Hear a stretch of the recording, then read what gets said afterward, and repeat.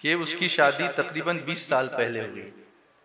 उस वक्त दैन महर जो था वो 5,000 रुपये महर उसका तय किया गया।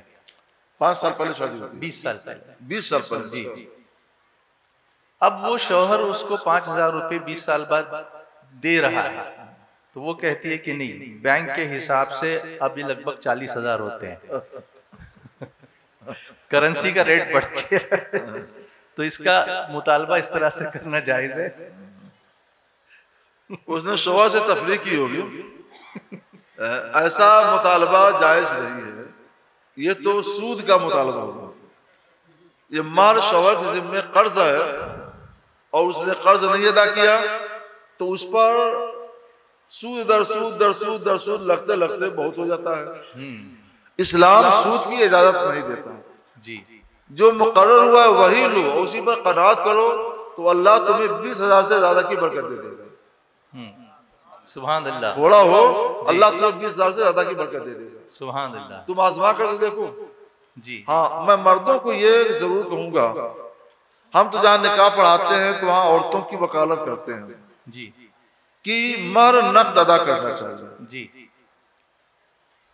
तो उम्मन लोग राजी हो जाते हैं और नक़द दे देते हैं, और अगर कहीं नहीं हो पाता है तो हम ये कहते हैं जेवर दे रहे हो कहाँ, तो जेवर ही में से कोई जेवर जिसकी मालियत मुकर्रर हो कितनी मालियत है वह जेवर उसको महर में दे दो और जेवर भी दे दो, तो वो जेवर की मालिक हो जाएगी, उसका महर भी अदा हो जाएगा और जेवर का दाम बढ़ता जाएगा तो इसमें उसका फायदा भी होगा, भला भी होगा जी। आदि रिसालत में कागज का नोट नहीं था, यही चांदी के सिक्के हुआ करते थे, तो 400 दिरहम चांदी के ये महर में मुकर्रर हुआ करते थे जी।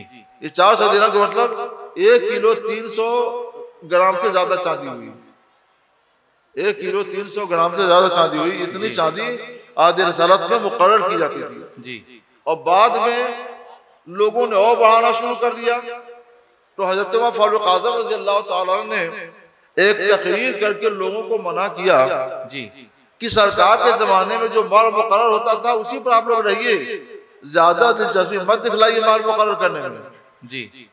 और उसको उन्होंने रोक दिया। जब बाहर निकलने लगे तो एक खातून सामने आ गई, उमर आपने 400 रुपए से ज्यादा महर मुकर्रर करने से रोक दिया, मना कर दिया, कहा? तो उन्होंने कहा कि हमको जरा कुरान पाक की सहायता मतलब समझाइए। कुरान पाक में है वातैतुम इहदाहुन्ना किंतारा जी, इसके बाद अगर तुमने अपने किसी बीवी को किंतार बार में माल कसीर दे रखा है और तलाक के बाद तलाक हो गई, तुम लेना चाहो तो लेना मत। तो किंतार कहते हैं माल कसीर को जी। तो वो पूछते हैं कि आप बताइए कि माल कसीर की हद क्या है। वो बताना ये चाहती हैं जी कि 400 रुपए भी किंतार हैं और 4,000 रुपए तो भी किंतार है, तो भी माल कसीर है, 4 लाख हो तो भी माल कसीर है। जब कुरान ने किंतार कहा, माल कसीर कहा, उसकी हद मुकर्रर नहीं की है, तो आप कौन होते हैं हद मुकर्रर करने वाले और उससे रोकने वाले जी। हर तुम समझ के फौरन वापस आए, सबको जमा किया, फरमाया हमारा हर फर्द और मर्द ज्यादा फकीह है, मैंने ये ऐलान किया था, मैं अपना ऐलान वापस करता हूँ और आप लोग जितना भी माल चाहे मुकर्रर कर सकते हैं, मेरी तरफ से इजाजत है। सुभान अल्लाह, सुभान अल्लाह, सुभान। तो एक तो आप लोग ये कीजिए कि कोशिश कीजिए कि महर नक़द अदा करना जी। नहीं अदा कर पाते हैं नक़द तो चांदी में महर मुकर्रर कीजिए। चांदी नहीं दे पाते हैं तो जेवर तो सब देते हैं, तो उसी जेवर में से एक जेवर जो 15,000 रुपए तक का हो वो उसको महर में दे दीजिए ताकि उसको महर नक़द मिल जाए और आदि रिसालत की सुन्नत पर भी एक हद तक अमल हो जाए और चांदी के दाम बढ़ता ही रहता है तो उसका कभी घाटा नहीं होगा जी। आप सोचें 20 साल पहले निकाह हुआ, उस वक्त 5,000 की मालियत कुछ और थी, आज 5,000 की मालियत कुछ भी नहीं रह गई, तो नुकसान किसे हुआ? उस औरत का नुकसान हुआ। और उसके बाद लोग हाथ फैलाते हैं, कह रहे माफ कर दो। क्यों माफ कर दे? आप तो हाकिम हैं, क्यों माफी मांग रहे हैं? तो उधार मत रखिए, नक़द अदा कीजिए।